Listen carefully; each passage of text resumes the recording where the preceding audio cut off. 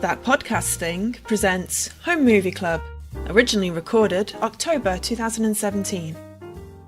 Episode number 16, Marital Disaster Movie. Hello and welcome to Home Movie Club, the podcast in which we take an irreverent, and let's face it, sometimes irrelevant look at the top grossing movies of the last 8 odd years. This time round we have 1970s Airport, the father of all disaster movies. Joining me to dissect this potential plane crash are Joe Carter. Hello! Daisy Swaffer. Mayday! Mayday! Hi! And, as always, my lovely wife, Sammy Kelsch. Please ensure that your seats have been restored to the upright position and that your tray tables have been safely stowed. Sensible advice. And I am, of course, your host, David Callier. We are looking at Airport 1970, which is... unlike Airport 1973, and then 75, and 1977, and 79, the Concorde one. Yes, it's the first of many, many different airport movies, all following the same rough idea of a plane in distress. But this is, as we said, the father of all disaster movies. Certainly of the disaster movie genre, where you have some very big names, at least at the time, all a big ensemble cast in one particular movie. Oh, it really was an all-star cast, yeah. It was, although a lot of the stars have waned somewhat, and I didn't recognise an awful lot of people. Yeah, but at the time, they were, it really was like, we're gonna throw all of the actors at this, because this movie is costing us a lot of money to make, so we need to make sure people want to see it. Yep. Yeah, so let's have some opening thoughts. What did everybody think about this film? Daisy? I love disaster movies. So I love a lot of the films that came about after this film, like Towering Inferno and Poseidon Adventure. So for me, it was really good to see kind of the film that sparked off all of those. But as a disaster movie, it was very little in the way of disaster movies. So I felt quite disappointed. Yeah, there was an awful lot of interpersonal relationships as opposed to things going boom. So in many ways, it was not really a disaster movie. It was just a movie where lots of interpersonal politics happened. Oh, and a plane, by the way, has an incident. Yeah, exactly. A bit like how Titanic was a love story that just happened to be on the Titanic. This was all of these different people's relationships that just so happened to be right when stuff was happening. Yes, indeed. And Joe? So, I'm not a massive fan of disaster movies, so I wasn't quite sure, whether I was going to even enjoy this movie. And I did. I actually enjoyed it. It was pleasant. I really felt for the characters, and okay, I kept on getting all the men mixed up because, let's face it, they all look the same. Yeah, it wasn't half bad. Good. And Sammy? Yeah, I also thought it was pretty good. It wasn't exactly what I was expecting in terms of disaster level, but that was fine because as an anxiety person, disasters aren't necessarily my go-to for fun, light entertainment of an evening. Yes, it was disaster movie light, I think, but also it certainly wasn't a film to watch if you're afraid of flying. Because it certainly would in no way, shape or form aid in that fear. God, no. I have never appreciated security at airports more. Oh my god. Yes. Well, I'm sure we'll come on to that shortly, but yes, there were... This film is 47 years old, and there are some marked differences between how airports and airliners work now than they did then, which shows an awful lot of how things have changed. Aviation security has come a long way.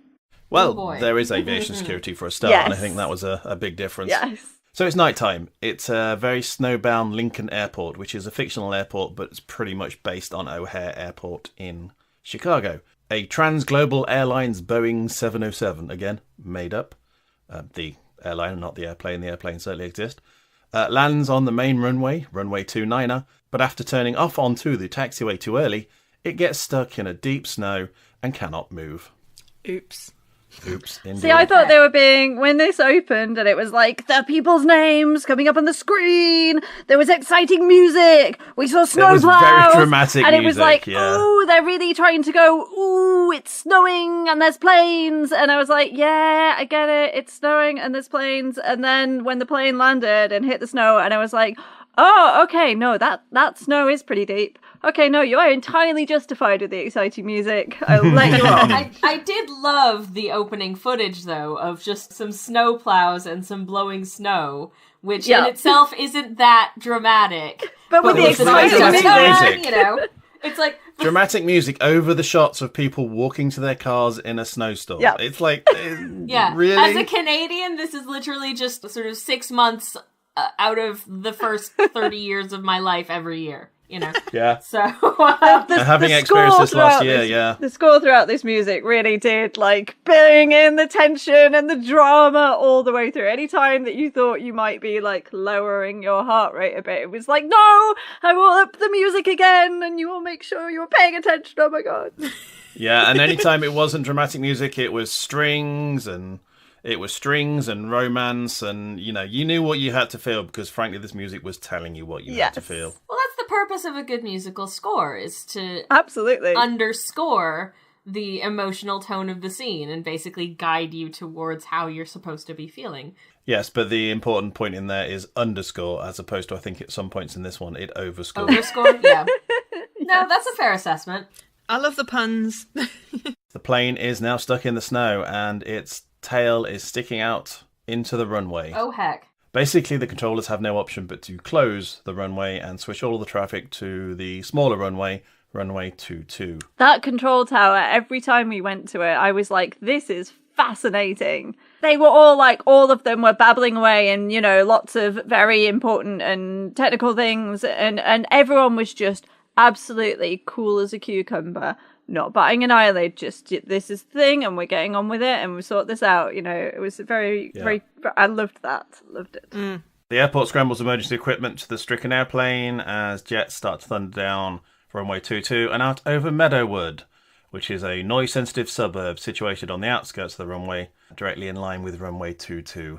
That's going to come back to haunt them later. Yeah, those residents are a little bit off. And we saw why, They have a lot of tannoy action in this film, and a lot of very... There's something you haven't said before. That's an awesome phrase.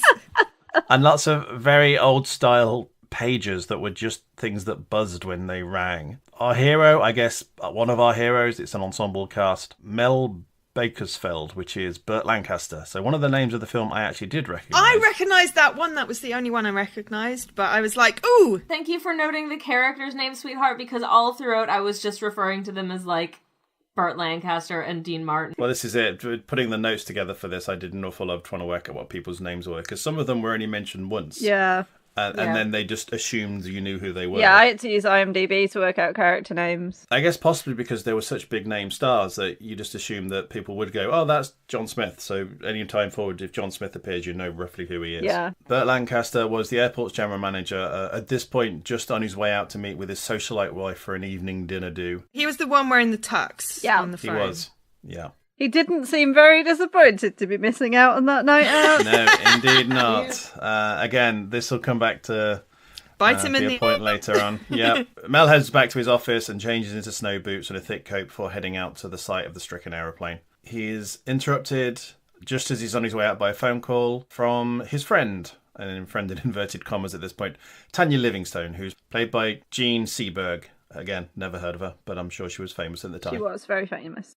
Who is PR manager for Trans Global Airlines, so she works for the airline that has just left its plane in the middle of a runway. She's ringing about coffee, but then when she is told by Mel that there is a stuck 707, she joins him, goes down to the plane to see what happens, and also to try and sort of... Mitigate any PR disaster. Mitigate any PR disasters, yes. It amused me when she said there'd be some $50 complaints for ricked necks, which, again, dates it, because $50 isn't an awful lot of money now, but probably back then was a little bit more than that. Although they said at some point they were paying over $400 to a flight to Rome, and that didn't seem overly cheap. Well, I mean, it was Rome from America. That's quite a long way Actually, to fly. yes, this is true. It's a lot further than Rome from Heathrow, isn't Yeah. it? So we'll give them that. He's just about to leave his office and go down when the phone rings again, but he just ignores it and goes out. He meets up with Tanya and they're about to get into their car when he gets another tannoy request to pick up the white phone. Yeah, so I think it works. The white phone is general and red phone is problem, because they seem to go from red to white quite regularly in this. And they pick up the white phone and it's his wife. And she is not happy. Especially and the because he first of ignored her many call. split screens. Yes, they I use liked this split that. screen and I don't know how to describe it for anybody who hasn't seen it, but it's like you almost have circular sections that Like are picture in just expand picture into type. the screen that have picture in picture. Yeah, and it's Yeah, done it's like really an well. embedded thing. It felt very 50s though, which was a bit odd for a 1970 movie, but it worked. It was like Mickey Mouse or those old school Disney. I swear they used to have like the little circular thing where there's a character in. Yeah, it was slightly odd seeing it in a film like this, but it did work. It worked, yeah. Because then you knew who was talking. Yeah. Which was really helpful. Yeah, it was much better than going back and forth between seeing each of the speaking parties. Oh, well, then you get dizzy. Yeah. Yeah, so we have his wife on the phone and he's complaining, rather she is complaining that he hasn't come home yet. He explains that there's been an emergency and that he might not be able to make it home. She obviously is, well... He committed to that over a week ago. Yeah, he committed to this socialite event a week ago. So. The Snow clearly understood that he was on a schedule. I can't believe the Snow didn't respect that prior booking. He has to deal with the crisis on runway 29, so tells her he'll call her back. She's not happy about that. Oh, and he hangs up on her, basically, which is funny. Yeah. But the fact that she had not responded to that in what we would probably think of as a reasonable way of, oh, yes, you couldn't possibly have predicted this snow, of course you have to stay and sort that out, indicated straight away that they have marital strife. Oh, absolutely. Well, yes. This was telegraphed as much as the music telegraphed other things. It was like, there was no subtlety there. No. So they drive out to the aircraft. Tanya tries to calm the passengers and Mel discusses options with a TJ mechanic. They say, and this is the thing I thought is, what if they just stick a truck at the front and tow it out? But they do address this and say actually putting a tow on the front wheel would just rip the front wheels off, which, fair enough. I guess that's something to avoid. So they look at other options. They suggest putting hydraulic bags underneath the wings and lifting it up, but again that would take all of the night and most of the following day, so that's not really convenient because they need the runway clear, because if they don't they can't really keep the airport running. So Mel suggests getting hold of Joe Petroni. He's an ace mechanic. And actually he is in every single one of these airport films. By the last one he's an experienced pilot. Yes. I'm not sure how that worked.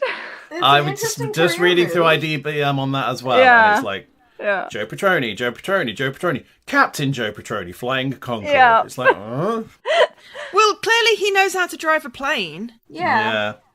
In this one, though, he is just a chief mechanic for TWA, which is a rival airline on the airport, but he agrees rather reluctantly to come and help with moving the plane. Well, he is the only one who's seemingly in a happy relationship. And he's snuggling with his woman at the time, so yeah. Yeah, he and his wife are having a quiet date night, having got rid of the 5 kids at his mother's, and they're looking to have a bit of quiet time together. Alone time. Yeah. Alone time. Grown-up But unfortunately, fun. this is not to be because they've got to dig a plane out of a snowbank. Boo. But he did agree to come in, so good man. Yep. So we then get a scene where Mel and Tanya are back in their car and they're discussing a report from the Snow Clearance Committee, which again is I don't know if these things really exist or what, that is very critical of the way the airport's being handled. And this is just the excuse to bring in the character of Vern, who is Mel's brother-in-law, who blatantly hates him. And it's never really clear why they don't get on. I mean, they're very different personalities, but... When was it clear that he was his brother-in-law? Oh, I must have not been paying attention to that bit. Yeah, well, he was married to Mel's sister Sarah, and it was clear that was his sister. This is based on a best-selling novel, so I understand there was a lot more detail and depth in the book than we get in the film, so that's probably something that was more fleshed out and relevant in the book. So yes, they are discussing the fact that Mel's brother-in-law Vern just does not like him and will use any excuse to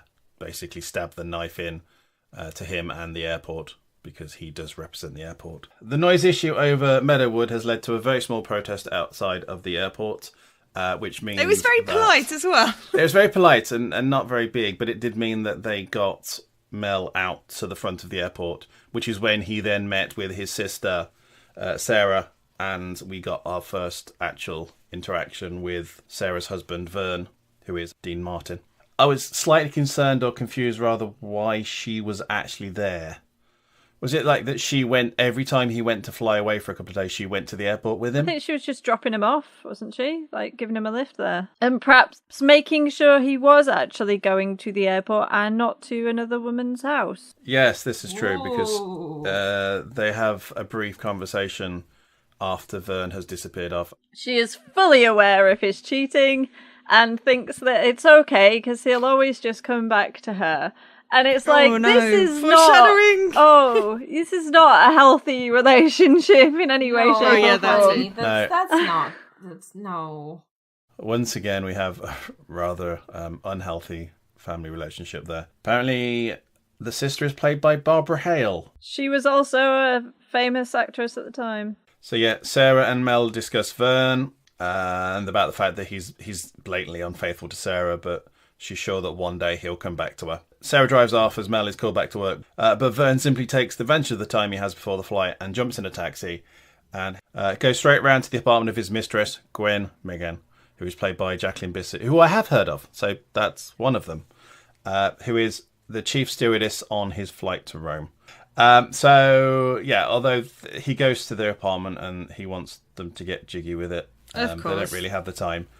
Yeah, well, that says a lot. But Gwen assures him that they will have 3-day layover in Rome, so they'll have plenty of time. He really together. tries to pressure her into, Yeah. getting on something beforehand as well. And she's like, Yeah. no, just no. And it's like, No, wait. Cad. the woman said no, just take the answer of no. And obviously he's just doing lots of banter and that, and she clearly looks like she's trying to pluck up the courage to tell him Yeah. something. But it leaves before they can. So we're back out in the snow, and Joe Petoni's stuck in traffic after a crashed truck blocks the freeway.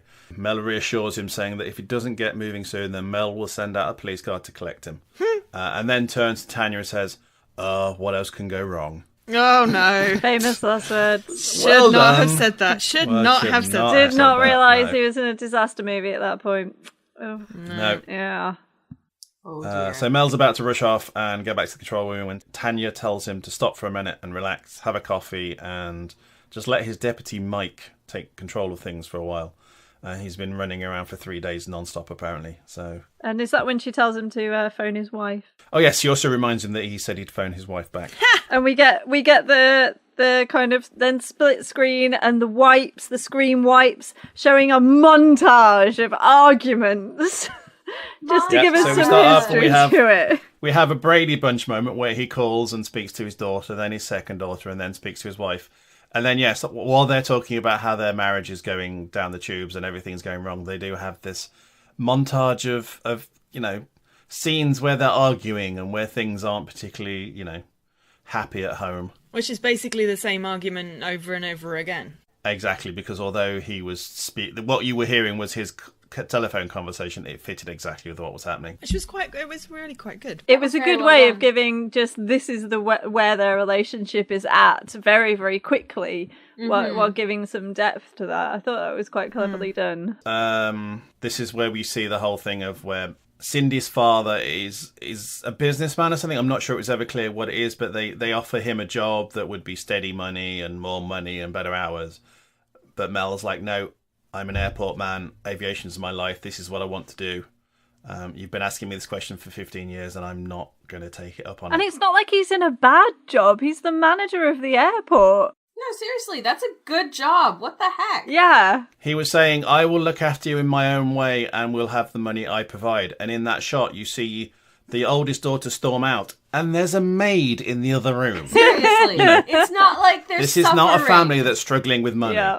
However, I think because the wife is a socialite, it's possibly not enough for her. She wants to sort of inch her way up the slippery slope of the elites of Chicago, and he doesn't have the ambition for that. He's more interested in work. Airport management clearly doesn't come with as much prestige attached to it as whatever nebulous business things she thinks that he should be doing. Yeah. So the telephone conversation ends with a very veiled, or not particularly veiled, threat for divorce from Cindy. Ooh la la. Oh no. Yeah, What that a wasn't shame. veiled. That was just a threat of divorce, yeah. Tanya comes back to the office and tells Mel about a stowaway they picked up. Oh, this This is is the start of the best part of this character entire- ever. This whole thread throughout the movie was just so joyous. Yeah. And the only one of the actors to win an Oscar as well was her. So yeah, Oh, she was Good going. fantastic. she really was. Tanya's trying to tell him about the stowaway, but he's not particularly fussed. He's obviously still thinking about what his wife said, and then confides in Tanya that, it's not that they were fighting, they're just having the same fight over and over again. He confesses his wife might have a point, and that he is actually looking for excuses to stay away from home and stay at work. And then he kind of looks at her in a "you're one of those reasons" kind of way. Yes, but again, I think in this actual circumstance, with a runway closed and an airplane sticking its tail out into a runway, that's probably a legitimate reason to stay at work. Yes. Yeah. But it sounds like that's not always the case. So Mel's called back to the site of the stuck aircraft, where his brother-in-law Vern is trying to convince the guys that what they should do is get some hydraulic jacks and lift the plane up. But the argument is, unlike the larger hydraulic bags, jacks would need to be in a precision alignment, or the plane would just fall off them and then end up with a hole in the wing and the fuel tank. So It would be a bit of a disaster.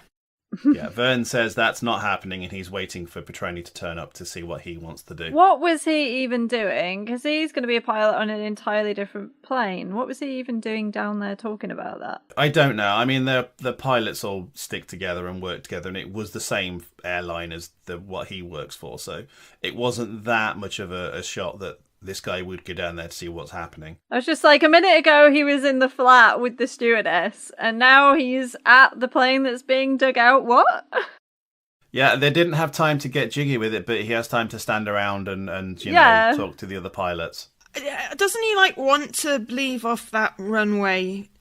He makes a whole fuss about not being able to depart off that runway and him not being quiet. But he if struck me as more the kind of man who was going to sit in a posh lounge and complain about that rather than head down to the plane that's blocking it in the snow. Yeah, his argument is that he doesn't want to take off on runway 22. He wants to take off on 29. And if they can't get 29 cleared, then if he does have to take off on 22, then he won't put in noise abatement. He'll keep the throttle full powered. So when he flies over the Meadowwood area, there will be a lot of noise and a lot of complaints. The guy's a basically. The guy is a complete... He is not a particularly nice and moral person. No, he is... Oh, that's just so polite of you. Dave. He's a little bit of a naughty man. We go back into the Transglobal Lounge, and Tanya presented with a stowaway by a young and inexperienced airline assistant called Peter Coakley. Stowaway, unlike most... We'd heard recently about another stowaway that was 16 years old, so it's what our expectations were set at. We're expecting to be a young, hippie type who just goes off to do things. But actually, no. It's an elderly lady, Miss Ada Quonsett. Oh, and she's just played by amazing. Helen Hayes. And as we said, she won an Oscar for supporting actress in this She role. was quite literally the best person in that entire movie. Absolute In many ways, she bloody was... legend. Her and the wife of the person we've not got to yet were the two who stood out. And I just think she was the only one in this entire film that realised that actually it was probably going to be quite dry in places. So needed to add sort of comedy elements. Yeah. So she really overplayed it. And it worked really well. Oh, there was also the customs guy. He was brilliant. Yeah. Yeah. I'm Henry, terrible I think with his names. name was. Anyway, he was We'll get just to him in a amazing. minute, Yeah. She is introduced to Mrs. Quonsett, who confesses to regularly stowing away on airlines. I wrote in my notes about how is that even possible? And then I wrote, she explains how. Yeah, so she treats it as some sort of game. She's spinning tales about her late husband and her daughter in faraway cities, etc. It it wouldn't be possible now, but obviously this is another thing that is. It's the early 1970s. Well, I guess. And she late was 60s, wily. and she was very cunning. Yeah. So Mel drops into the office to see where Petroni is, and he's then introduced himself to Mrs. Quonset. He tries to impress on her that what she's doing is wrong. She doesn't care. She knows what she's doing is bad, but she also knows that if found out, it'll be an absolute disaster PR-wise if they prosecute an elderly lady just trying to, visit her daughter. We don't even know if this daughter even exists. Yeah. I think she does. That part rang true. So yes, she does actually then tell them the many ways she gets on board planes without a ticket. And they say just one of the things that ages this film because, nowadays you wouldn't get anywhere near any of it without a ticket. It just seems so impossible that this is something that you could actually ever do. I loved it. She was taking the things out of her bag to be like, oh yeah, and I do use this, and it's getting taken off her by Livingston. Yeah. She's just like, no, let me take that off you then, thank you. I'll just take that too, thank you. And then the last one, she sort of gets out and she puts away. Yeah. Yeah, I mean, to an extent, for obviously people who haven't seen this film, the security you would expect now if you're getting on a coach service from London to Edinburgh. So, you'd have your ticket checked probably once and you'd put your bags away and that would be it. Seems to be the exact same level of security they had in the airports back in the 70s. Yeah. It was, I would say, a different time. It's a completely different time. Yeah. Mm-hmm. I mean, we saw this to an extent when we watched The French Connection, when they had them just writing in their own tickets. Yeah. She tells them how she manages to get on board, and Tanya says that she'll be stuck on the next flight back to LA. But until then, she's going to be accompanied by Peter Coakley. Oh, bless him. A young, naive. Yeah, he just had the look of naivety, didn't he? Just one look at him, and it was like, it's not going to take her long to get past him. No. Even I could probably get past him. He was just like... he was so gullible. Yeah. So yes, though, Mrs. Quonset and Peter leave, and whilst they're alone, Mel confesses to Tanya that the real reason he stays work so much is to spend time with her. Aww. And he says he doesn't know what love to do his about wife. it because he doesn't love his wife, but he doesn't want to break their marriage up because that seems like a failure, and he doesn't like to fail. But before they can discuss it more, Tanya's called down to the customs area by the chief of security. Because she's transferring. Yes, she's talking about transferring to San Francisco, and it's all like, what we're going to do. Yeah, it's now or never. And so it's never, and we never speak of it again. Okay. So, Chief of Security, Henry Standish, who is played by Lloyd Nolan. Is that the customs guy? That is the He's customs awesome, guy. yay. Yeah. He's very good. He is epic. Reminded me a lot of a cross between Burgess Meredith and DeForest Kelley. But the sort of that almost southern charm, but wily and knows what's going on. So this chief of security has asked her to come down because he has stopped an elderly lady who is complaining that he's being overly intrusive when in actual fact she's smuggling diamonds and fake fur coats and real fur coats and God knows what else. Without paying a customs fee. Without paying any customs fee, which is why she's doing it. And has, as the chief says, it'll actually cost her 10 times more in fines than it would do just for the customs fees. So that sets him up as being a very perceptive man who just instantly knows when people are trying to get something past him. He's been doing the security lock for 30 years. He knows it's seen it all before. But it was just really epic. It was like, the stitching is terrible. And then it's like, oh, what's wrong with you, little dog? And she's like, no, it's okay. Sorry, I made a mistake. Your collar a bit tight here. Let me undo that. Oh, so it takes the little dog's collar off and look, there's some diamonds. It was just like, oh. But then he goes on and tells Tanya that he's got a niece on the flight to Rome, asks if Tanya can swing a window seat for him, which obviously she says yes for. But it also means that obviously he's now got a reason to worry about this flight as well. So it's all kind of stacking up in a sort of kind of House of Cards kind of way that could fall out in one easy way. And also he asks, with the weather, will the flight leave on time?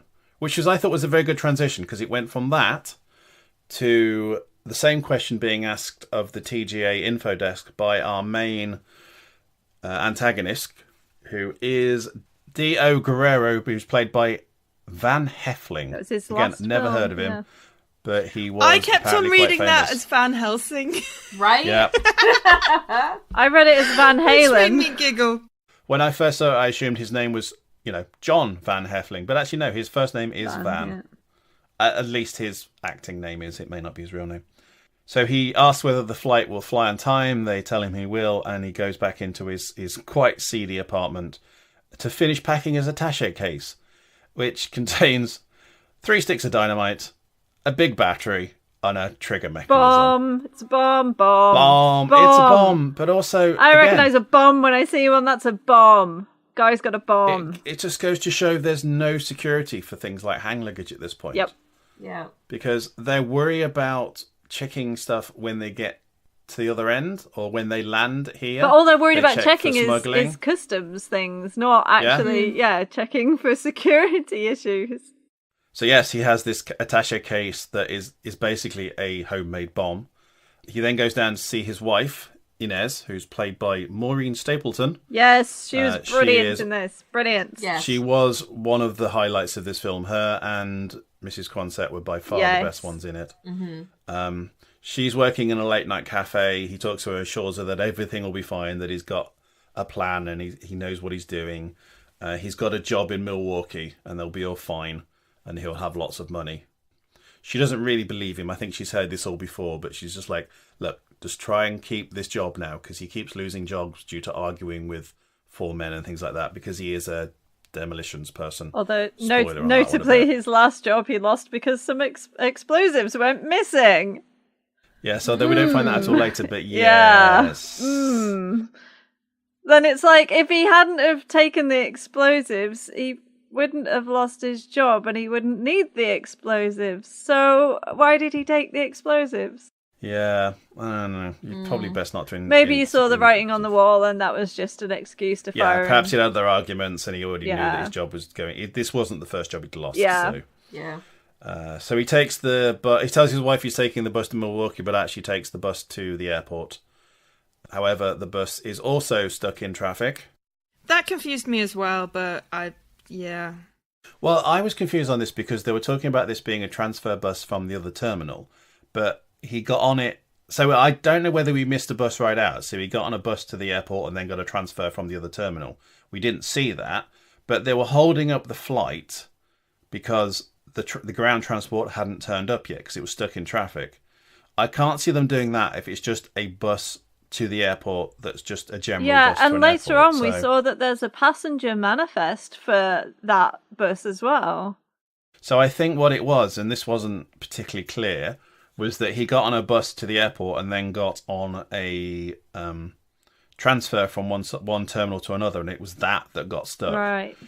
At least that's how I read it. It's the only way I can see it making sense. Otherwise, why would they? Because they delayed the flight by an hour because this transfer bus hadn't turned up. And I don't even think in the 70s when this was done that they would do that just for a bus.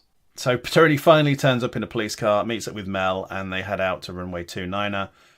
Whilst in the background, the crew of the Rome flight head out to their plane. Petroni chides the workforce for, slacking and promises Mel that he'll have the plane cleared by midnight. Mel then heads up to the boardroom to speak with the airport commissioner. It's Commissioner Ackerman. Again, I have no idea who that is, whether that was a famous actor or not. I didn't recognise him, and I didn't even write his name down. I can't remember. So and Ackerman tells him that the Meadowwood residents have said that unless the flight stopped by midnight, they will sue them for damages worth 10 million, which, even though they probably wouldn't win it, would still be a PR nightmare for the airport. Quite. So the deadline is now pretty much you have to get that cleared by midnight. But then he starts going on a whole kind of, well, what we need to do is actually massively improve the airport, and we've got all these plans for what? And it's like there's actually more immediate problems, but I didn't appreciate the way that the commissioner actually said that to him, of save it for your women's clubs and Rotary lunches. Yeah, I mean, there my was... God. I think this is a valid concern that airports did have that point, because they were bringing in the 747, which is a much bigger airplane. Yeah. It can take, 500-odd passengers in a single haul.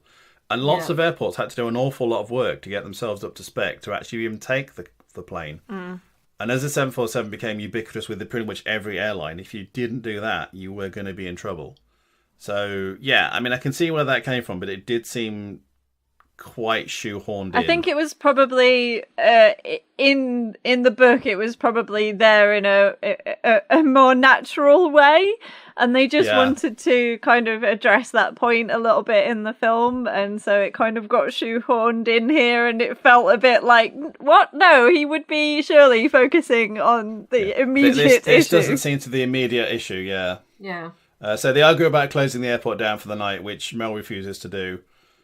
But Ackerman said he'll then consult with the rest of the commissioners and he'll get the decision about the fate of the airport to Mel within the hour. We go back and Inez Guerrero returns home from her shift at the diner to find a special delivery has been left. It's a letter with a refund for an overcharged ticket to Rome on tonight's flight. Is that what that was? He's not gone to Milwaukee at all.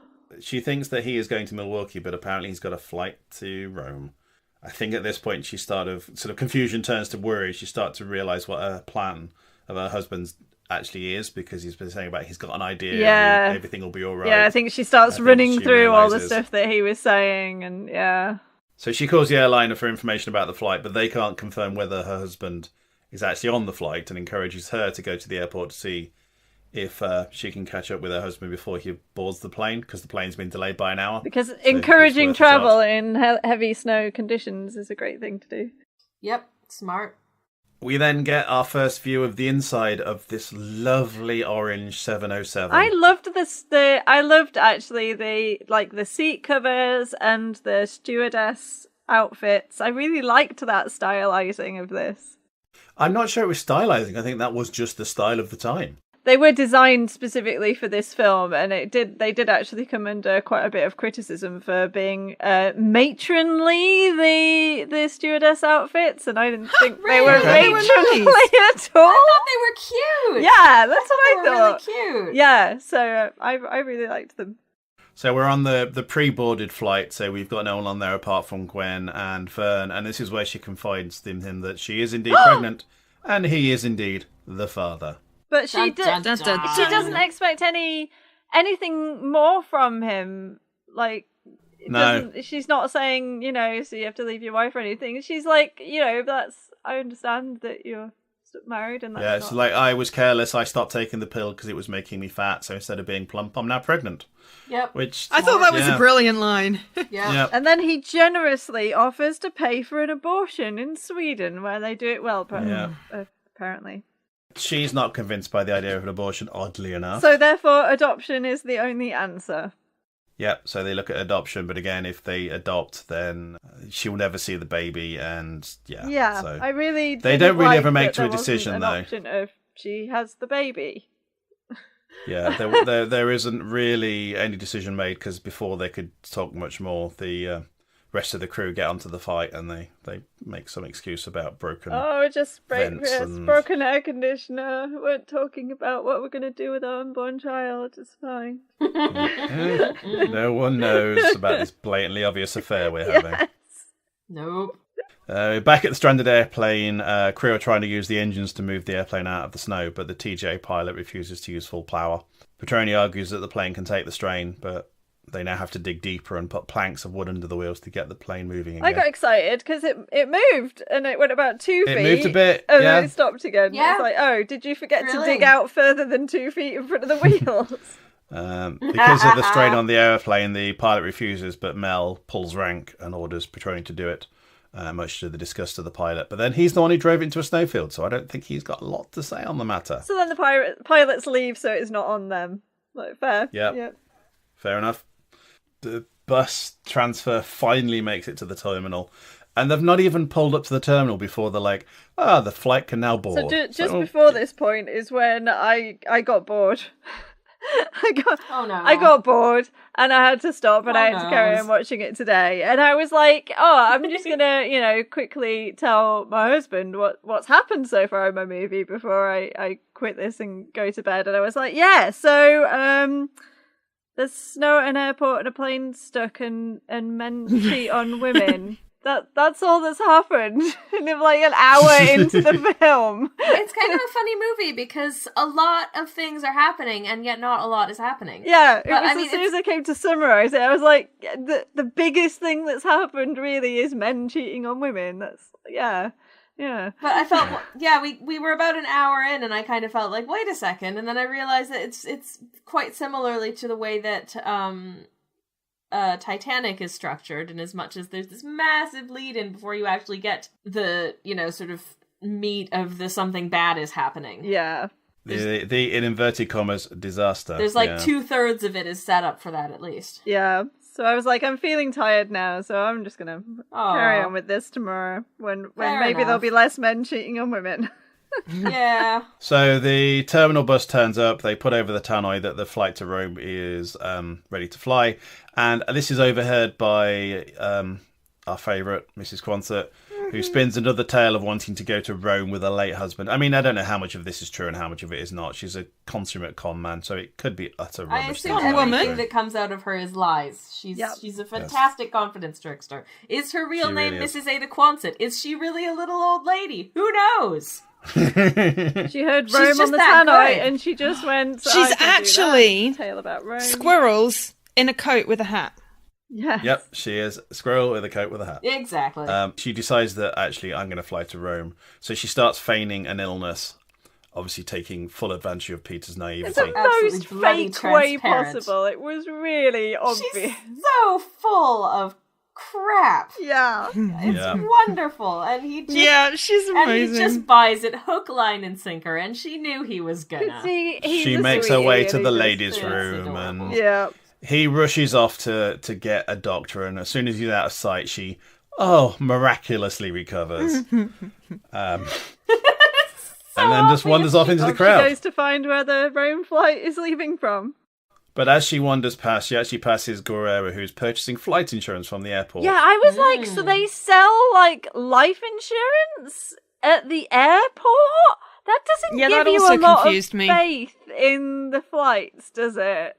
I did read that actually in the book there is a conversation between Mel and one of the other characters that this is a bad idea and they shouldn't be doing this in an airport, but I think it did happen. So that's terrifying. That would have just made me just turn around and walk back out the airport. What's more is that he bought $225,000 worth of insurance for $7.50. Yeah. It's like, really? So he takes the insurance, he pays in very small change, puts it in an envelope and posts it back to his wife Inez, although at this point she is actually already in a taxi on the way to the airport.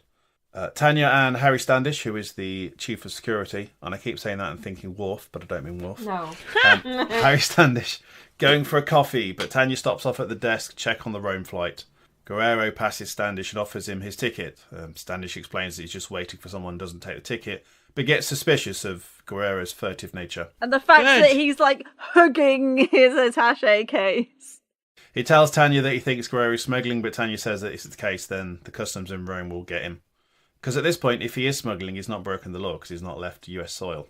Mrs. Quonsett, meanwhile, is hiding in a call booth, watching the last of the passengers checking into the flight to Rome. At the last minute, she rushes up and interrupts the clerk, telling him that, she's found her son's wallet that he's just dropped. And he's just got on the plane, so she tries to offer the wallet to the clerk, but she knows he can't take it, and he directs us to one of the stewardesses. However, they're all busy, so he uses their discretion to covertly sneak onto the plane and hide in the washrooms until the doors are all sealed. I loved all the little times that she was peering out the toilet door and then closing it. But when she was just peering up against the glass, and it was just this is amazing. Yeah, she was great. I really did love her. Really she was great. Awesome. I mean, I don't think they even unlock the toilets until you've taken off nowadays, but that might be why. Perhaps they all saw this film and went, probably should do something about that. So yes, she's managed to make her way onto the plane, waits till the doors are closed, at which point she makes her way into the cabin and randomly sits on the middle seat between a random passenger and dun-dun-dun, Guerrero himself. Bomb guy. On the same flight as pregnant stewardess and womanizing pilot. And niece of security Who we've guard. never And everybody's going to seen. Rome. Rome must be great. Yeah, everyone wants to go to Rome that night. Oh, because it's snowing. Yeah. Well, true. I quite like Yeah, snow, they did though. say on the flight the weather in Rome is a lot better than where you've just left from. Yes, I suppose Chicago being the windy city, it's also very cold as Yeah. well. So it wouldn't Windy be, City is a mighty pretty, but it ain't got what we got. No. What's that? Rain sorry. and sleet and terrible, terrible traffic. It's from Calamity Jane. Okay. Inez Guerrero reaches the airport just as the plane is departing. Yeah, that was poor timing. Tanya go back to office is told by Peter that Mrs. Quonset's got away, shocking nobody. He looks so sheepish.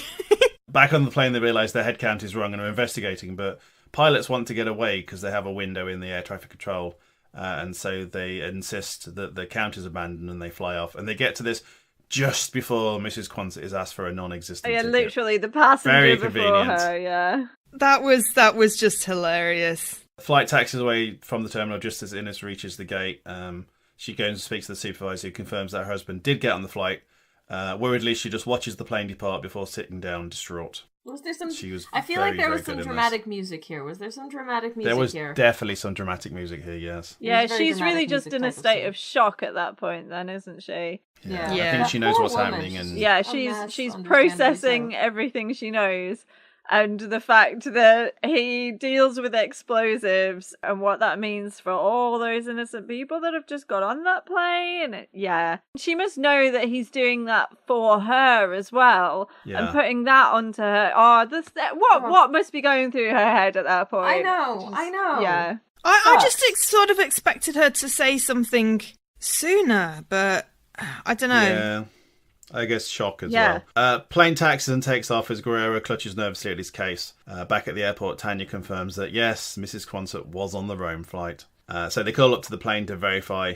Gwen is sent down, check the passengers, and confirms that yes, she's there. What was really on odd row to see 23B. about this time was when Bomb Guy, he just lights up a cigarette on the flight. Oh, there was so much smoking on Oh the flight. my Even the God, co-pilot. Yeah. Like the pilot smoking. And it's Oh. just Pilot's like, there smoking a this is pipe. weird That just to looks so see. weird and wrong. Yes. Like, Yeah. They've got pure oxygen in there. Why are they smoking the I fools? know. There Because is. they're allowed to. This is the 70s.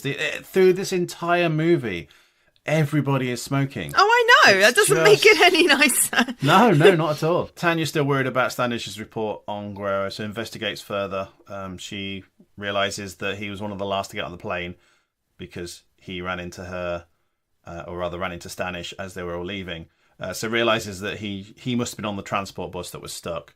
So she calls down and gets a list of names from the driver for all the men on the bus, which seemed quite astute, to be honest. She's good at her job. Yeah. Mel then gets a call to say that his wife is waiting for him in his office, so he reluctantly goes to see her.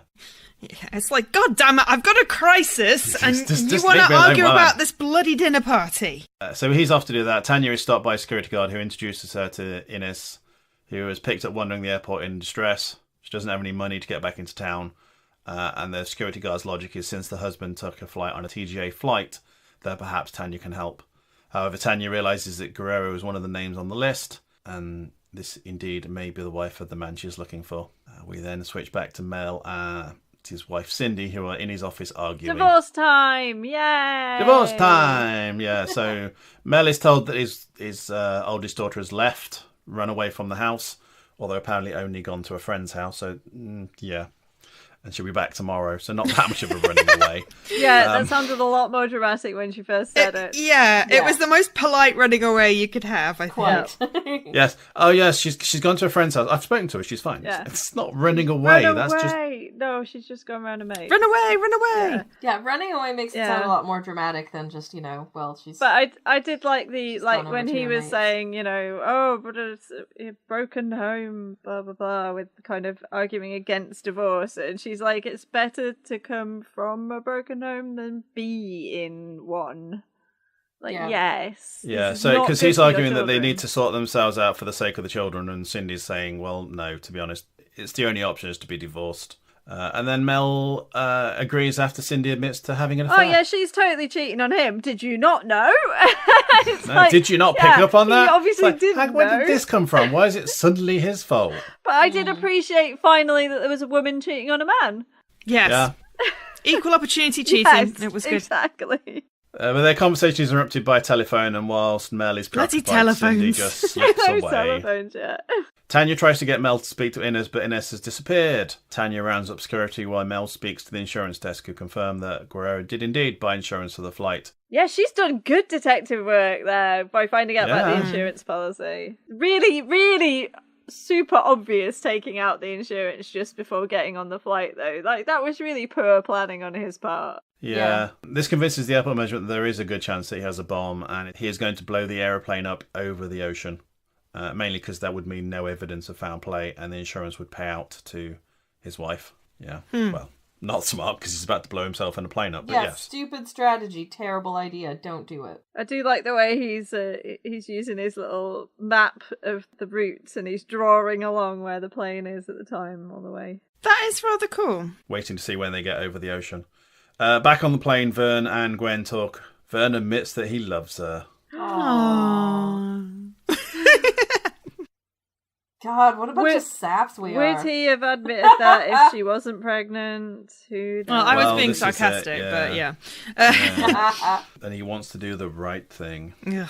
Yeah. But the right thing for him or for everybody else, he's not actually saying at this But point. that's because he was talking to the other pilot, and he was like, "Yeah, I've got 7 kids. 4 of them were planned." And I was like, "Who volunteers that information when they've not been asked?" Well, they were friends, weren't they? Yeah, They were but friends, and still, they were when talking about someone how says, he'd "How managed many to-" kids do you have?" You don't go, "I've got 7. 4 of them were planned." Oh, that part. Oh, right, yeah. yeah, Oh, that's- by Sorry. the yeah, way, that's you fair know, enough. like Eleanor and, Darren and Rachel were mistakes, but, Exactly.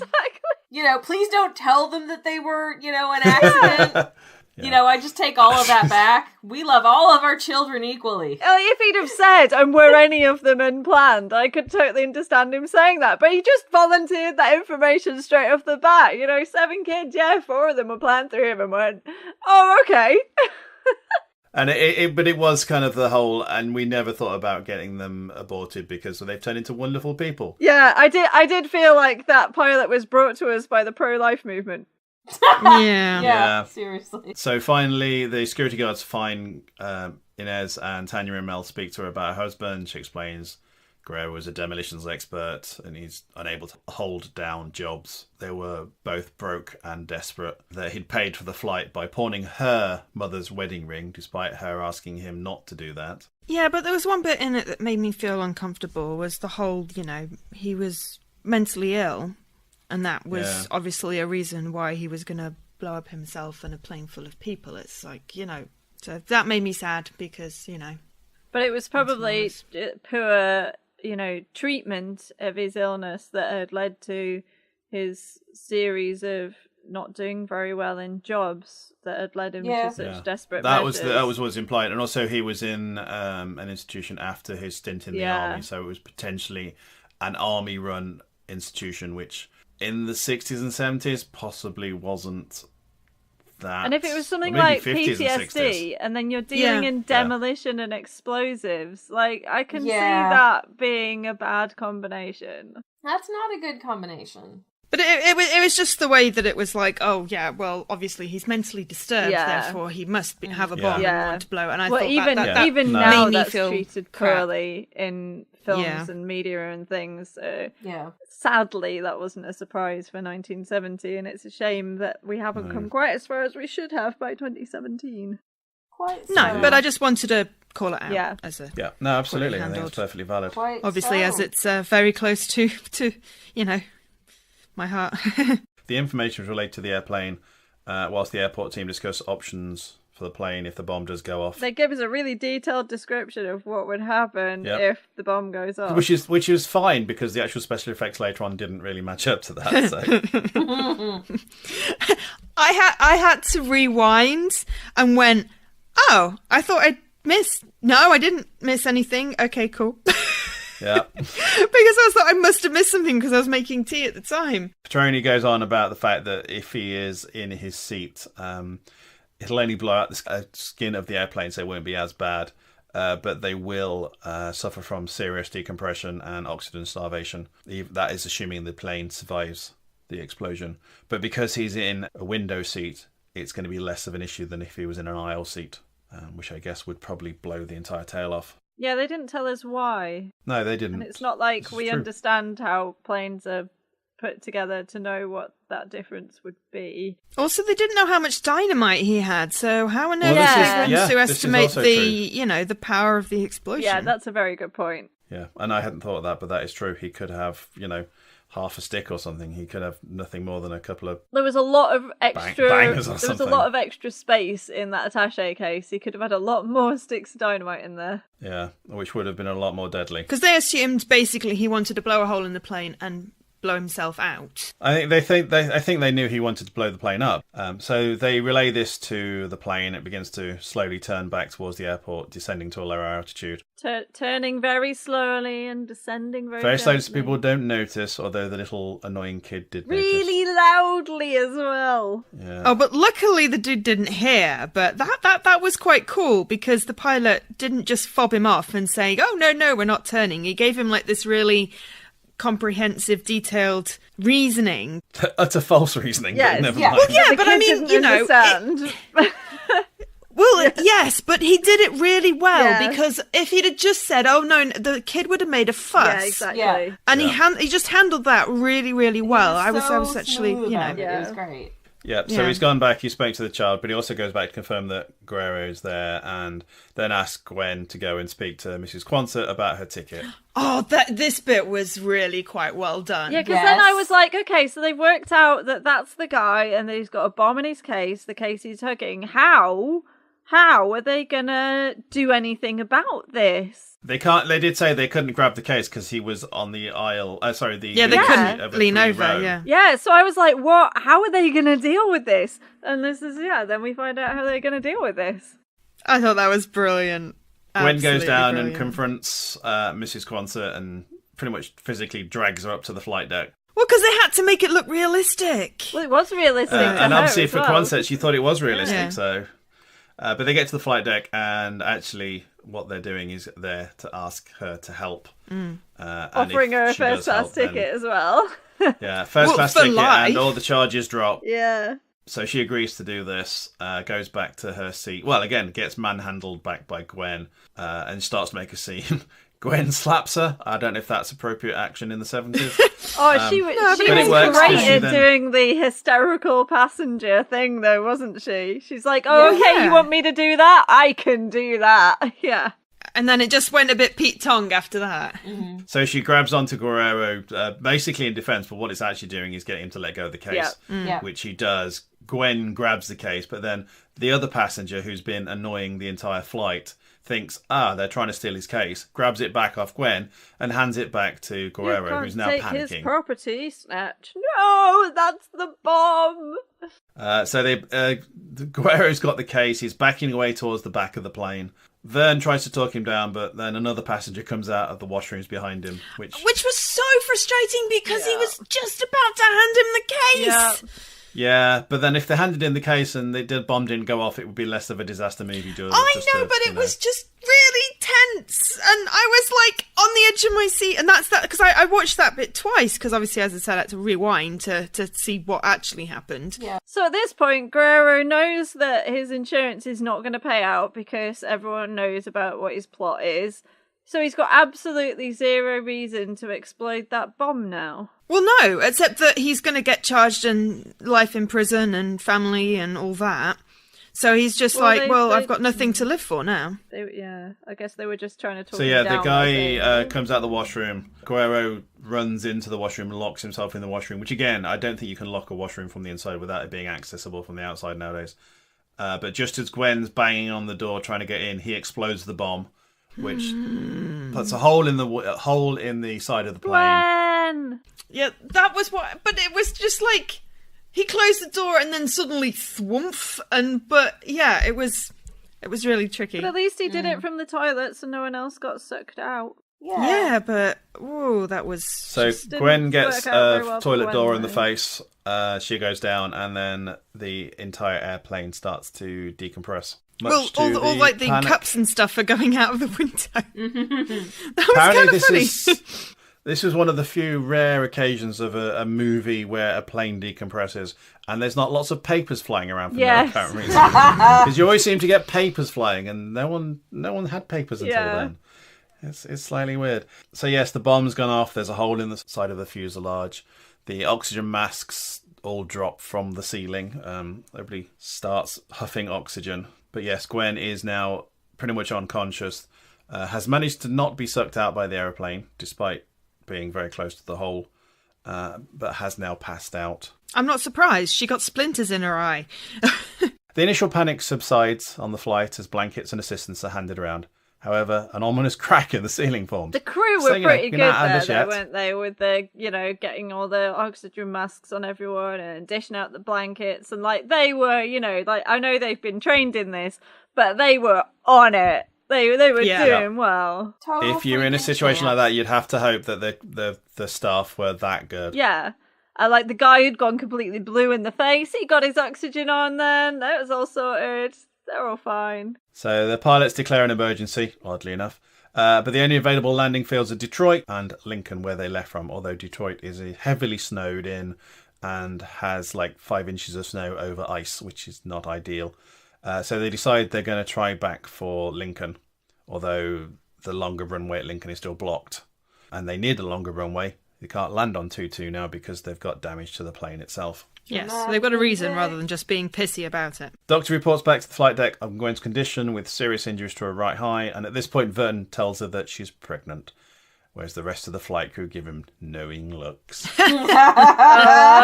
Aye, pregnant is she? Yeah, yes. You know about that, do Nudge, you? nudge. Nudge, wink, wink. Woo. Mel now knows the runway needs to be cleared no matter what, so orders the snowplows to break from runway clearing, and if need be, they can just push the plane out of their way, regardless of the damage it will love cause. the dramatic snowplow arrival. I've never seen such a dramatic snowplow arrival before. It was epic. Dramatic music. This army of snowplows just lining up there. It was great. I loved it. Yeah, Petroni sees the plows and asks for another 15 minutes, but then Tanya tells Mel that the decision on the runway will need to be made before that because the plane is getting close. The control tower person designated to this gets told they're the person. All their other stuff's being taken off them, so they light up a cigarette. Yep, that's right. Get ready for it. Petroni's on the flight deck and gets the stuck plane's engines up and running and tries to move the plane as the clock ticks down and the damaged Rome flight limps back to Lincoln Airport. Petroni eases the throttles up as the plane inches forward through the snow. Inches and inches, however. He has to throttle back down, and Mel decides that he's going to have to send in the snowplows. Send in the snowplows! Send them in now! But Petroni refuses to give up and pushes the throttles fully open. But the snowplows are coming Plane in, and I'm like, forward. are the snowplows going to get burnt by the jet engines? Because seriously. Well, this was a slightly weird thing, is they had all of the engines on full, and yet the snow on the ground around them wasn't really being disturbed. Or melting. Yeah, we should probably be not that critical of this film from the 70s, but yeah, it did seem a bit unrealistic at that point. Yeah, I haven't been in that position behind a jet engine, but I understand they're hot. And indeed, Mythbusters showed that they also put an awful lot of wind out the back as well. The throttles are pinned fully open. The plane shudders, but it shudders forward and clears the snowbank and back onto solid taxiway, clearing the runway. Petroni did his stuff. He got it going. He is the man. He's the ace mechanic. Well done. Rome flight makes its way down to runway 29er. Turbulence on approach feeds the panic in the passengers and some of the viewers, i.e. me. I hate landing in aeroplanes. Sweetie, we could have I was skipped getting this quite bit. stressed at this point. So the runway's cleared, the plane's down, it manages to safely land and stop, just avoiding hitting the end of the runway despite the extra length of runway 29er. So yes, if they had landed on 2 it would have crashed. Into the barrier. It was like the Krypton factor when they were coming in. It was great. Yeah, it was down a bit, up a bit, left a bit, right a bit. But the You could snow see the was lights, there was no way they could have landed without that guy. It was. Yeah, they were using precision That's why the radar guy lit landing, up a so- cigarette, because he was focused, he was knew. on it. Oh yeah, got the cigarette. Yeah, that was just incredible directing there. That was, like That's why Video they game took the other epic. planes off him, so he was only dealing with that one plane, because it was all on him. I don't think there'd be many other planes landing at that point, though, to But be that's fair. what they said, they were taking his other planes off him. So So they land, manage to pull up safely. Vern rushes to the back to speak to Gwen. assuring her that things will be all right. Everyone's alive except the one guy who blew himself up. And I'm like, what? Yeah. I thought it was going to burst into flames, so the back was going to fall off. They're all going to die as it I was landed. so expecting Where's the my tail to disaster? fall off. I was expecting Taint to a fall lot off, they more land on an casualties island, than and- actually took place in this film. And that's not a complaint, because I'm happy that everyone, for the most part, lived happily ever after. I realize Inez is probably going to be in, like, counseling over this for about 1,000,000 years, but... But how, after all that ominous cracking, did the tail not fall off? I was quite disappointed. I was really disappointed. Well, I wanted more deaths, damn it. I suspect the tail didn't fall off due to budgetary constraints. I think that's probably true. Yeah, but it was like foreshadowing, but no actual bang. Yeah. They just wanted us to be Disappointing. tense and anxious about it. Yeah, I think it was more a sort of, like, slow-burning stress movie than disaster. Yes. If we're Yes. going to genre categorize it more accurately at this point. Yeah. I think It it's was a more sort of drama. mounting stress than it is just major disaster. So the plane's down and the stairs for the aeroplane get drawn up and the passengers start to And there's disembark. press everywhere at the airport. Press everywhere because someone got hold of one of the... The transmissions. One of the Mayday Transmissions. ones, yeah. and also that meant that Sarah, who's Vern's wife, manages to find out about this and gets to the airport to greet her husband. She's very anxious and worried. Poor thing. Seeing the injuries and devastation, Inez Guerrero rushes to the passengers as apologising for her husband's actions. But no, I thought she was also looking for her husband. I think she was initially looking, but then realised that wasn't going to happen because of what's happened. Yeah. Okay, that's fair enough. That's what seemed like maybe she was looking. She's seen by Tanya, who holds her as she cries in remorse. Because it's not her fault. No, but she's obviously feeling guilty because he did it for her. Oh god, she's That gonna be still blaming doesn't make herself it for- her fault. No, it's not. No, But she's I don't gonna think be anybody was blaming her, herself but for yeah. I would years. feel guilt about God. it, though, if that was me. So a doctor from the flight, because apparently there was 3 doctors on this flight, thankfully, Luckily. meets up with a local hospital doctor and reports on Gwen's situation. Sarah overhears that she's injured, but also that Gwen is pregnant. Gwen is wheeled out on a stretcher and Vern goes with her to the hospital, not even looking in Sarah's direction. She has that kind of hopeful anticipation and then that kind of dawning Punch in the face. realization. And then when she sees him go off with her, then it's just resignation. And she goes through all of these emotions without saying anything, but she communicates this so well to the audience. Yes, I put it down as Sarah deflates knowing her marriage is over. Yeah. Morning breaks, hurrah! Which is more than we said for the back of the plane. And the damaged plane is being inspected, the hole in its fuselage measured and recorded. And it's not the biggest hole in the world. I wasn't sure why we even had this bit, to be honest. From this point on, it was like, is the film not finished at that point? I think this is just sort of wrapping everything up, isn't it? So they're all going on about how they have to send a thank you letter to Mr. Boeing for building a solid aeroplane. That was kind of cute. Petroni goes off with his box of cigars that has been promised to get the thing moved, and then they have lovely Mrs. Quonsett getting the VIP treatment and a first-class ticket back to New York. Oh, bless. And But she's with Peter and confides that actually it's much more fun the other way. Bakersfeld is going to go off with Livingstone to sample her scrambled eggs, which I'm going to use as a euphemism that was so now. cheesy. It's now my official euphemism, sampling her scrambled eggs. Not going back for coffee or to see someone's, etchings. It's now to sample scrambled eggs. Sample her scrambled which eggs. apparently are delightful. Wow. Yep. So they're going off back to her apartment. An airport employee runs up with a problem.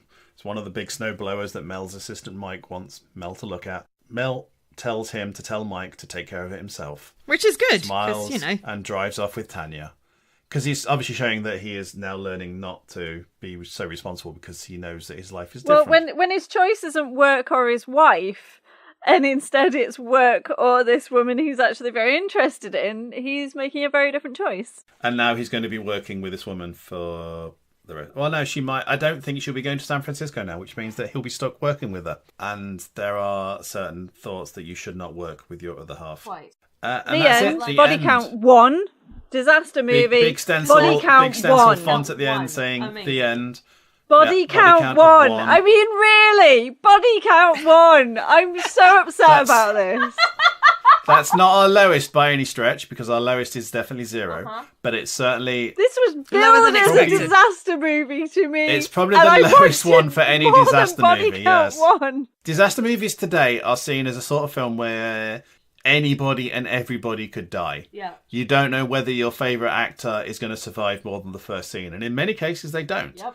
But in this one, because it was like the prototype for the disaster movie, only one person died. But even because I wasn't even setting my expectations to modern disaster movies. I was setting my expectations to Towering Inferno, Poseidon Adventure, films I love that came very shortly after this. And they have more than body count 1. I wonder if the body counts are higher in Airport 73, 74, 75, 79, 87, etc. I don't know. And I think potentially the body count's higher in Airplane than mine Airport. Speaking of, how many times did I have to mentally correct myself that we were doing Airport and not Airplane for this podcast before we watched 42. the movie? Yeah, It's gotta be. That's what I thought we were the doing 40s. as well, until we actually got close to the time, and then it was like, oh, hang on, no, Airport. Oh. Yeah, Airport obviously far more successful because it's on the list, where unfortunately Airplane isn't. I'll be honest with you, I enjoyed this movie. Airplane was still very successful, though. I was really looking forward to getting to watch Airplane. You can still watch it, just not for the podcast. Airplane has survived longer in the sort of social zeitgeist than Airport did, possibly because it was a comedy, and obviously there's more memorable action / comedy / things happening I love that in Airplane movie. than Airport. But it came out in it's 1980, which silly. was kind of just the disaster movies that were so big in the 70s kind of sparked off by this one, were starting to perform poorly at the box office, kind of the late 70s, and then Airplane just kind of it turned everything that those movies were into obvious tropes, and it kind of killed off the genre at that point. It was quite a while till we started having disaster movies again after, and it because Airplane just went, it's just silly, don't do this anymore. yeah, I mean, that's only Airport 79, which I think was the Concorde one, and that is the one where Petrelli suddenly an experienced pilot. I don't think that was particularly successful, so perhaps this is not a huge surprise. So yes, that was 1970s Airport. I have a fun fact. Oh, good. Ooh, go on. I have a fun fact, and this is courtesy of Paul. Hi, Paul. So the aircraft used in the film was on hire, and it later crashed on takeoff while on lease to an airline. Yes, I think it was destroyed in Brazil or something like that, if memory serves. It was on the March the 21st, 1989 in Sao Paulo, in fact, yes. Well, on its landing approach, it crashed. I mean, I'm not sure that's really a fun fact, because I think everybody on board at that point died, although it was being used as a cargo plane, so it was less people on it, but it was 8 or so people, and then people on the ground died. An interesting fact. Interesting, but not necessarily fun. Okay. Interestingly, Not fun, Burt but... Lancaster said that this movie was the worst piece of junk ever made. And he only made this film so that a studio would finance a few lower grossing films that he could star in. Oh well, can't always tell, can you? But, he could have phoned it in and he didn't. So, final thoughts, and we will mess this up again and go with Sammy first. I enjoyed it, I think, more than I thought that I was going to, because I was kind of expecting a just constant stream of, oh no, everything's bad, running around sort of screaming at each other kind of disaster. But this was more of a character piece with mounting tension than that. That was nice, and I think the thing that I enjoyed the most about it was Helen Hayes' wonderful confidence trickster old lady, and just the amount of ridiculous chutzpah that she expresses in this movie. I loved her so much. Yep, absolutely. Agreed. Joe? Yeah, as I said at the beginning, it was unexpected how much I actually enjoyed this movie, and the best part was the old lady stowaway. Between her and the customs security guy, I was surprised how much I actually engaged with the characters and sort of like really felt like you know, I had a bit of a stake in the film, and yeah. Though, to be fair, I was very sad that the tail didn't fall off, but I guess that would have been too much special effects. Yeah, I mean, I felt that I hadn't seen it, I don't think, before. Certainly, I don't remember ever seeing it.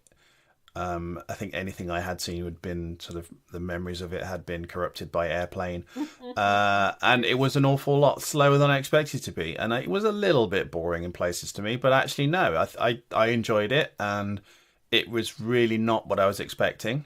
But yeah, no, I think it was good, and I can see why it was popular, because it was probably quite different at its time as well. As you said, the special effects were a little bit shonky in places, but then it was 1970, so maybe that's not a complete surprise. I thoroughly enjoyed it, and actually I would recommend it if anybody likes sort of a fairly slow but enjoyable Sunday afternoon movie. I think this would be perfect for that. Yeah, I would recommend it too, which is, you know, for an older film, I think it holds up quite well. And finally, Daisy, your thoughts? I appreciated this movie as being kind of the start of disaster movie popularity that I do love. But I do like more disaster in my disaster movies. Interestingly, I watched the trailer after I watched the movie. And the trailer was very strongly emphasizing the very popular book that this was based on. It also showed you the entire plot of the whole movie, literally everything. It was such a comprehensive trailer. Yeah, because we watched it afterwards as well. I liked the way that it showed us how it had these 7 stories intertwined, and I was like, yeah, that's why there was so much other stuff. There was these 7 different stories going on. No wonder they used an all-star cast, because you had to be engaged in every one of those stories. So many plot threads, yeah. And actually, it was at that point that I realised they weren't really trying to be a disaster movie. It wasn't really a big thing then. They were trying to be a character movie that had this disaster or potential disaster in there as well, and I appreciated it a bit more once I got that perspective on things. Though I did like their final lines of, for crisis authenticity, airport has no equal. For mounting tension, airport has no equal. For sheer fingernail biting suspense, airport has no equal. I loved it. It's fantastic, really fantastic. If it's on YouTube, and I'm not sure it is, then it's certainly worth hunting down that trailer, because it's although quite fantastic. If you don't want to have the entire plot of the movie shown to you in the trailer, then don't watch it, because it really does show you everything. To be fair, if you don't want the entire plot of this film shown, switch then this off. Wipe your memory. Too late right now. Yeah, you now know what's going to Our happen. entire podcast is a spoiler warning. Every episode of this podcast spoilers contains for. So, yes, that was 1970s Airport, and next time round we are going for another film with an A in it. We are going for Aladdin, which was 1992, Disney's animated classic. Slightly tenuous connection there, honey. It's a very tenuous connection, but it does start with an A, and there's flying things in it, so, you know. Actually, that's a good connection. I'll accept that. There's another connection. Mm-hmm. Neither this film nor Aladdin have semen in them. Whoa. That's unprecedented. So for we this haven't podcast got through to a have whole 2 podcast films in a row with no semen. I mean, And on that bombshell, I would like to thank my fellow podcasters for joining me on this review of the 1970s top-grossing film Airport. I'd like to thank Daisy. Thank you too. I'd like to thank Sammy. I'd like to thank you also. And I'd like to thank Joe. Joe here, represented by Giggles. Indeed. I can't speak for laughing. I'm sorry. And I'd like to thank you all for listening. My name's David Callier, and we'll see you in 2 weeks' time for Aladdin. Until then, goodbye. Goodbye, and thank you for listening. And any new listeners, welcome. And hopefully you were entertained. And if you made it to the end, then congratulations. Well done. If you did like what you've heard, then give us a like, give us a review on iTunes. And tell your friends. Or send us a Tell your tweet. friends. Keep it to Send us yourself. your tweet and tell your friends. The details will be at the end of the podcast. Until next time, goodbye. Bye.